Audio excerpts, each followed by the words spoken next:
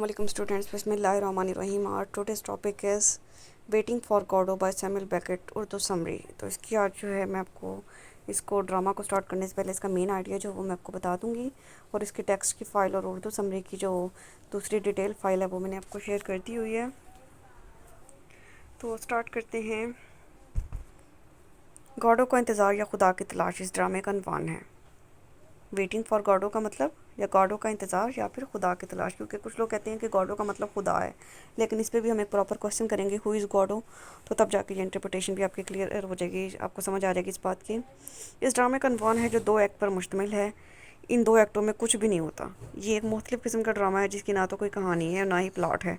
ड्रामे के आगाज़ से लेकर आखिर तक 2 बंदे हैं स्टेज पे मौजूद जो अजीबोगरीब सी हरकतें करते रहते हैं और उनकी हालत में कोई तब्दीली नहीं आती। ड्रामे के आगाज़ में हमें 2 शख्स नज़र आते हैं, जिनमें से एक का नाम व्लादिमीर और दूसरे का नाम एस्ट्रागन है। वो एक दरख्त के पास खड़े हैं जिस पर कोई पत्ते नहीं हैं, जबकि लैंडस्केप भी खुश्क और पथरीला है। इनकी गुफ्तगू से हमें अंदाज़ा होता है कि वो किसी गॉडो नाम के बंदे का इंतज़ार कर रहे हैं, लेकिन गॉडो क्या है इसके बारे में हमें कुछ नहीं पता। शायद वो कोई मसीहा है, इंसान है या देवता है। हत्ता कि खुद व्लादिमीर और एस्ट्रागन को भी नहीं पता कि वो किसका इंतज़ार कर रहे हैं। इन्हें तो ये भी नहीं पता कि गॉडो ने इसी जगह और इसी दिन आना था या नहीं। इसी इंतज़ार के दौरान वो मुख्तलिफ़ हरकत करते हैं, जैसे बूट उतारना, पहनना, आमियाना किस्म की गुफ्तगू, कद्दू और गाजरों के बारे में, और बाज़ औक़ात संजीदा किस्म की गुफ्तगू जैसे मुर्दों की आवाज़ें, खुदकुशी, बाइबल वगैरह के बारे में भी बातचीत करते हैं। इसी दौरान और अजीबोगरीब अफराद वहाँ पे 2 अजीबोगरीब अफराद वहाँ पे आते हैं। एक का नाम पोज़ो होता है और एक का नाम जो है लकी होता है, और वो दोनों जो उनका रिश्ता जो होता है ना आका और ग़ुलाम का होता है।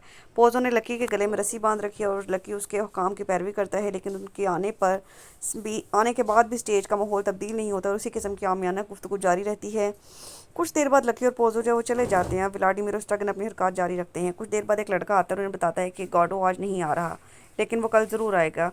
दोनों किरदार इस खबर पर सख्त मायूसी का इजहार करते हैं और ख़ुदकुशी का सोचते हैं, लेकिन चूँकि अब रात हो गई है, इन्हें जाना है। पर्दा गिरता है, लेकिन ये दोनों किरदार जो है ना स्टेज पे मौजूद रहते हैं। अब जब एक्ट 2 स्टार्ट होता है तो उनके लिए पर्दा उठता है, तो फिर दोबारा वही सिचुएशन होती है। व्लादिमीर और एस्ट्रागन हस्ब मामूल गॉडो का इंतज़ार कर रहे होते हैं। स्टेज पर कोई ख़ास तब्दीली नहीं आती। कुछ देर बाद पोज़ो और लकी भी जो है ना स्टेज पे ज़ाहिर होते हैं, दोबारा आ जाते हैं। ताहम पोज़ो अंधा और लकी जो है ना बहरा हो चुका है। पोज़ो कहता है कि आंखें खोने के बाद वक्त का अंदाज़ा भूल चुका है, लेकिन लकी इस एक्ट में बिल्कुल खामोश रहता है और कुछ नहीं बोलता। व्लादिमीर इस एक्ट में ज़्यादा ही फ़लसफ़ाना बातें करता है और कहता है कि ज़िंदगी गुजर जाती है और आदत ज़िंदगी को मुर्दा कर देती है।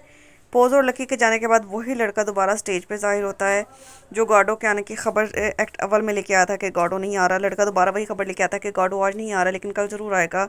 इस पर व्लादिमीर और एस्ट्रागन में मायूसी मज़ीद बढ़ जाती है और वो दरख्त के साथ लटक कर खुदकुशी का सोचते हैं, लेकिन रस्सी ना होने की वजह से ये इरादा कैंसिल कर देते हैं।